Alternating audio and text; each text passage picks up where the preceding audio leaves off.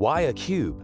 A 3D model for a tridimensional reality and human beings. We live in a tridimensional space-time, and everything in it has 3 dimensions, no more, no less. The emptiness, point, line, or plane are mere abstractions of 0, 1 or 2 dimensions, but they don't exist in this world. The same applies to the 4th and 5th dimensions. They don't exist either, at least not on our physical world. We can imagine and we can represent these abstractions. There are mathematical functions for them, and we can draw them on a blackboard or describe them with words.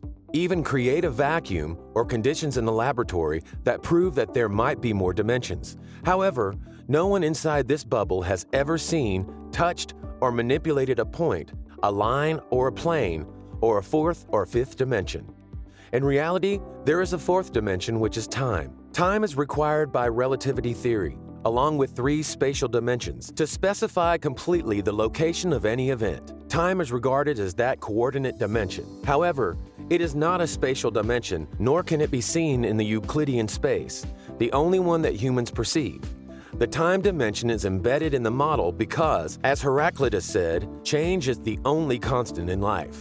Changes occur over time, and thus, for modeling purposes, we leave the time dimension, some call it the 4th dimension, a constant in our model. Man is also tridimensional. All inside this world is tridimensional, and therefore, human knowledge is also tridimensional. Since before we were born, we were programmed to understand and act in 3 dimensions. We are beings capable of coding and decoding tridimensional realities over time. Everything from color to music, from politics to architecture, from Torah to the I-ching, from the works of Aristotle to Freud, has 3 dimensions. This work attempts to decode the source of all human acts by using a 3-dimensional model called uCube. How did we stump into this?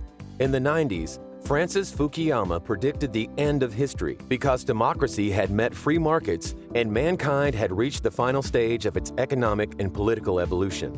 Curiously, 150 years earlier, another man had arrived at the same conclusion, the end of history, but on the opposite end of the plane. Karl Marx said the end of history would come with the imposition of the dictatorship of the proletariat with the means of production owned by the state. Both philosophers developed their theories using an economic and political axis, but neither Fukuyama nor Marx considered the 3rd dimension and 4th of the model, which is the social dimension in time. Both assumed distribution for granted. One trusted it to the market forces and the other one to the good faith of the state. They did not consider time and the fact that conditions that make things possible in one epoch may change and render it impossible for those conditions to exist in another.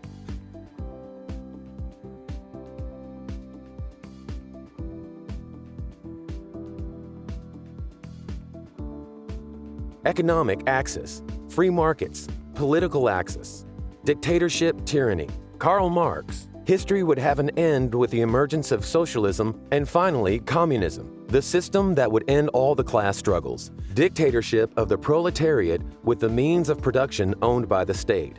Francis Fukuyama. What we may be witnessing is not just the end of the Cold War, but the end of history as such. That is, the endpoint of mankind's ideological evolution and the universalization of Western liberal democracy as the final form of human government. We start building the model with a political axis that goes from democracy to tyranny. We intersect an economic axis that goes from controlled to market economy. This creates 4 scenarios. Scenario 1. Tyranny and state-controlled economy, like the case of Cuba. Scenario 2, democracy with state-controlled economy, like the Nordic countries. Scenario 3, tyranny with a market economy, like China. Scenario 4, a democracy with a market economy, like the United States. Marx thought the end of history was Scenario 1, while Fukuyama thought it was Scenario 4. But then the question is, what about the social axis? Bi versus tridimensional paradigm. Bidimensional models based on the Cartesian plane yield 4 paradigms. Tridimensional models based on the cube yield 8.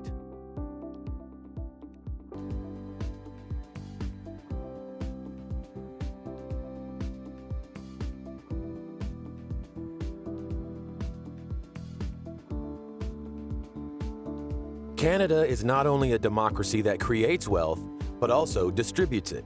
Mexico is a democracy that creates wealth, but everything ends up in the hands of few. In the other extreme, China creates and distributes, but is a dictatorship. Haiti is a tyranny that destroys wealth and creates dire social conditions for its people. In Cuba, the Castros distribute poverty very evenly, but the country creates no wealth and has no democracy. As Albert Einstein proved with the theory of relativity, though we all share a common space-time, each of us views it from a different angle, and thus, one's reality can never be absolute. This is just a model, a simplified miniature of the complex world around us. It is just like a model train. It is a simplified version of a true train, and it performs the same basic tasks, but there is no way a Tycho model train can grasp the complexity of a Southern Pacific locomotive. Why now? We live in a world full of hatred and indifference, injustice and inequality. New formulas are needed to face new challenges. Old paradigms are falling. The market did not self-regulate, nor did it allocate income efficiently. States have never been good faith institutions, nor do economies move always in cycles, nor call it communism or the Washington Consensus. But solutions cannot arise from the source that created the problems in the first place. A new model of thought is needed. This is the goal of the uCube, to think outside the boxes or paradigms created by Washington and Moscow, by the IMF and the World Bank, by the Chicago Boys and the Kennedy School, by the Church, Torah, and Quran. Why Mexico? Mexico gives chaos a bad reputation. Few countries in the world are more chaotic, disorganized, and short-sighted than Mexico. For more than half a century, Mexico has been drifting without a model, without clear objectives, and without a vision. The cube could not have been born elsewhere. As subjects of a chaotic reality, we developed a tool to attempt to find an order and a route, a model to transit toward it. Nothing would please us more than to see uCube help Mexicans overcome their endless economic depression, political crisis, and social drama. uCube might provide a path that would take them forward. Why me? I haven't got the slightest idea. But one thing I do know is that I want a better world for them.